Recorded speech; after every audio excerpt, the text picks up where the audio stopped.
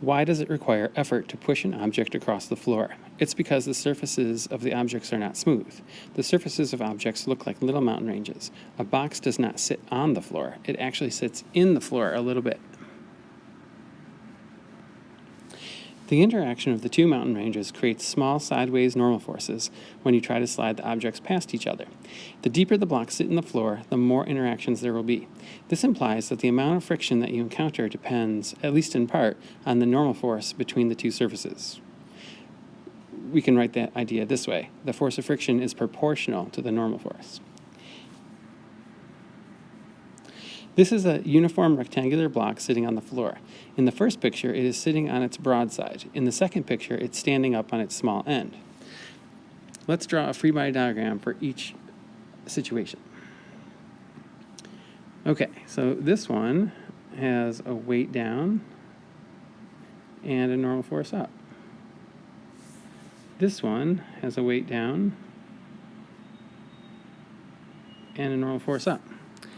What do you notice? Well, the two free body diagrams are the same.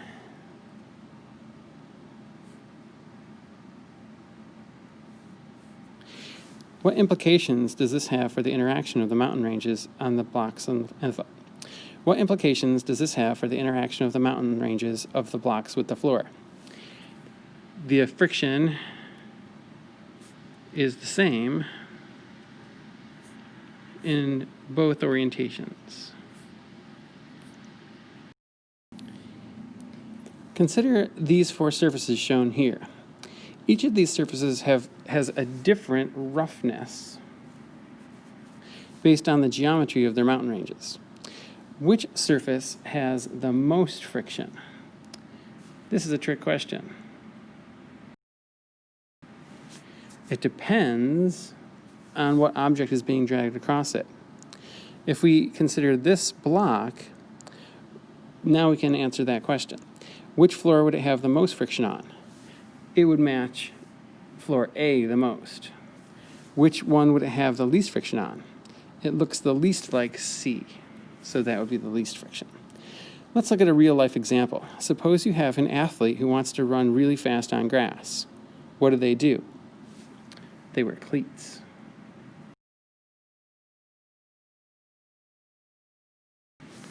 Now think about an athlete who wants to run really fast on the street. What do?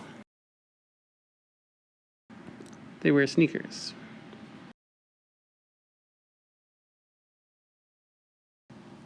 Friction is not based on roughness. Friction is based on how well two surfaces match. In our model of friction, it is the shape of the two mountain ranges that matters. If the two surfaces fit inside each other really well, there is a lot of friction. If they don't fit inside each other very well, there is low friction. At the high end, cleats fit inside turf exceptionally well. At the low end, a plastic puck hovering over an air hockey table doesn't interact at all. We can rate interactions between surfaces on a scale based on how well they fit together. This allows us to modify our first idea about friction. So instead of just saying that friction is proportional to normal force, we're going to add this extra guy here, mu. The letter mu is a Greek lowercase m. It is pronounced mu, and in this context it is called the coefficient of friction. Remember, a coefficient is a number in front of a variable. Suppose you have to move something heavy. In general, it's easier to push the object rather than lift it up, right? Let's look at a free body diagram for this situation. Okay, so we've got a weight going down. We've got a normal force up. We're pushing this way. That's a normal force, but I'm going to label it a P for push so I can tell it apart from the regular normal force. And then there's going to be a friction going back this way. If we solve this free body diagram, we could say the sum of the forces in the y direction is 0. So the normal force is equal to the weight. We can then say that in the x direction, the sum of the force is 0.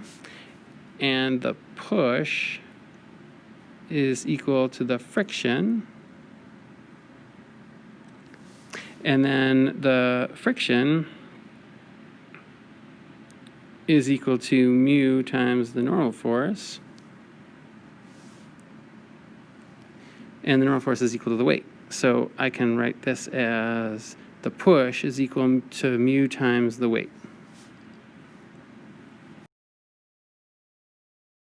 This leads us to the conclusion that the coefficients of friction are usually less than 1, because in my equation here in the box, it's saying that the amount you have to push is equal to mu times the weight. If mu is equal to 1, then something would be as hard to pick up as to push. Most things are easier to push than pick up, so that means mu is usually less than 1. Hopefully you can see that mu has no units. That's because mu would be the push divided by the weight, so the newtons over newtons cancels out. You can think of mu as the percentage to which the two objects' mountain ranges match each other. A low match means there will not be a lot of friction. A high match means there will be a lot of friction. This graph to the right was in the reading. Let's talk about it in detail, referencing our new relationship for friction. We'll imagine we are pushing something large, like a piece of furniture. If we don't push forward, there's no friction. So that would be why the graph starts at 0, 0. When we push a little, there's a little friction. When we push harder, there's more friction, and that is following this line here. At some point, we're going to push hard enough to bend or break the mountain ranges, and the furniture will actually move. That happens at the peak here. Once it is moving, it's relatively easy to keep moving. The peak of the graph represents the maximum value of static friction. The flat plateau represents the kinetic friction. You are fighting against static friction, mu s, when you're trying to get something moving. You are fighting against kinetic friction, mu k, when you're trying to keep something moving. Notice that the kinetic friction only has one value, but the static friction can be anything in a range of values. When we say that friction equals mu times the normal force, we are saying that the maximum value of static friction is equal to the product of the coefficient of friction and the normal force. However, the friction you are experiencing does not have to be the maximum amount. It is more honest to state the relationship this way. The force of friction is less than or equal to mu times the normal force. Why? The static friction can be anything up to and including the maximum value on that graph. Let's do some examples. Here we've got a guy pushing a box. Let's draw the free body diagram. So he's got a weight of the box going down, a normal force of the floor pushing the box up. He's pushing forward. I'm going to write it this way, normal force with a P on it for push, and then there's some friction going backwards. The guy wants to push his picnic table across the pool deck. The table has a mass of 25 kilograms. How hard does he have to push to get it moving? So to answer that question, we just have to read the graph. It starts moving after he gets past the peak, so he has to push with 20 newtons. How hard does he have to push to keep it moving?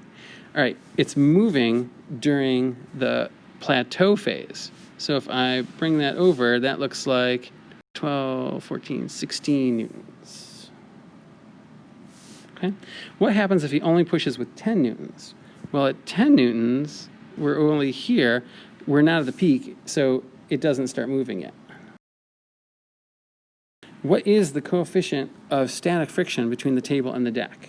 Okay, so we're going to say that the force of friction is mu s times the normal force. So the place we know about is the peak. We know it's 20 newtons of force at the peak, and mu static is what we want to know, and the normal force is equal to the weight of the block based on our free body diagram. A 25 kilogram box weighs 250 newtons. So in this case, mu static will be 20 newtons divided by 250 newtons, which is 0.08. What is the coefficient of kinetic friction between the table and the deck? We're going to do the same thing, but this time, instead of mu s, we're going to put mu k in here. We know we're pushing with 16 newtons to keep it moving, so that equals mu k times normal force, which is still 250 newtons. So mu k is 16 divided by 250, which is 0.064. There's no units on those. Those are percentages. The first one is saying that there's an 8% match between the table and the deck, and the second one saying there's a 6% match between the table and the deck. These two blocks have different coefficients of friction on the floor that they are sitting on. They also have different masses. How much force is required to get each one to move? Okay, let's start with a free body diagram for the blocks. We just need one diagram because both blocks are doing the same thing.